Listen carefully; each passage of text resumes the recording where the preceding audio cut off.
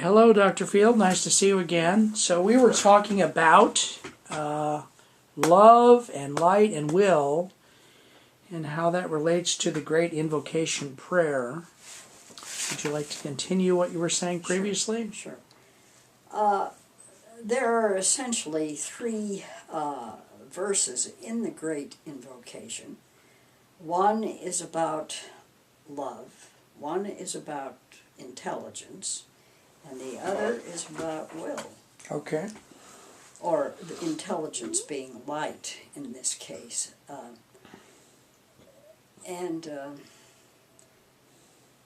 These three elements together are immensely powerful, and they are, in a sense, the movers of human consciousness, of human evolution. Okay, so since ancient times, these things have been the primary movers. That's even outside of the notion of the great invocation prayer, right, or not? Well, the great invocation has been around for thousands and thousands and thousands of years. And it has had different forms. It isn't the same today as it was in Egyptian times. I mean, ancient Egyptian times. It's different now. Do the ancients that created it, or the entities that created it, do they change the text as well as the translation to fit the times? I think so. Okay. That's my understanding. Yeah, that's amazing. It's great. Okay, so I didn't mean to interrupt you, but tell us more about it. It being the great invocation prayer. Yeah. Well, the first verse or stanza starts out with from the point of light. From the point of light within. I have a copy here somewhere. Yes, you do. Right near me. I've got 2 copies of the book. From the point of light within the mind of God, let light stream forth into the minds of men. Yes. Let light descend on earth. Yes, exactly. Exactamundo. Light is a subject it's hard to define because it applies to so many things. Light is, in a spiritual sense, it's substance. Okay. And you look at light, and it creates shadows, and then there's the light, and then there's the dimness between. And in Kirlian photography, for instance, a few decades back, they were taking pictures of, for instance, a leaf that just came off a tree. Okay. And they found that there was an aura, if you will. Oh, really? Yeah, of light around the leaf. So, in a sense, light is life. Light is the soul. Light is intelligence. Light is ideas. Wow. Especially spiritual ideas. Yeah. And so, light is kind of an omnipresent thing. And if you take a picture, for instance, of a thumbprint using Kirlian photography, you'll find light coming out from the human thumb, for example.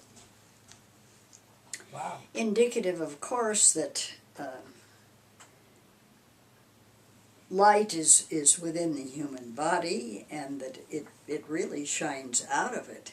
Well, it pervades if everything. you have the eyes to see it. But it is there, and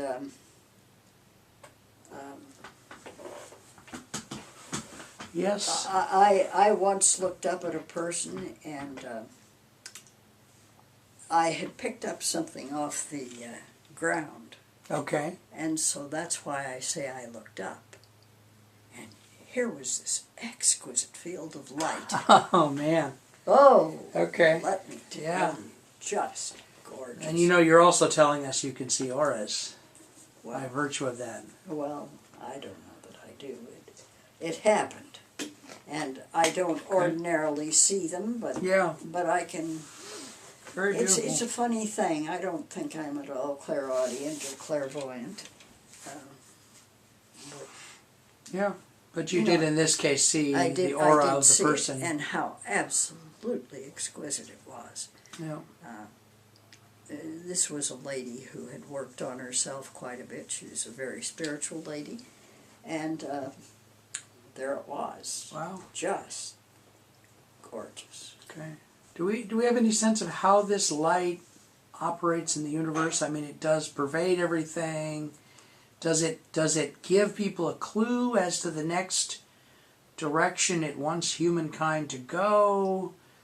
Does it help people get to the next level spiritually? Does it operate in some way and actually, do things? Mark, or I cannot answer your question definitively, but my sense is that yes. And I'm right now reading a book called Sirius. Okay. Oh, Like yes. referring to the star, Sirius. Yes. And certainly that star has, from the beginning of humanity, been an important energy. It gives directional energy. And the more I find out about Sirius and the love that it has, it's very definitely present and must be very influential. Sirius is a big, big guy out there in the sky. Well, can you tell us more about it? Because we the rest of us, don't know a lot about the star called Sirius. Could you give us some background a little bit? Well, Sirius is far, far away. I would have to look up how many light years away. It's very big. Yeah.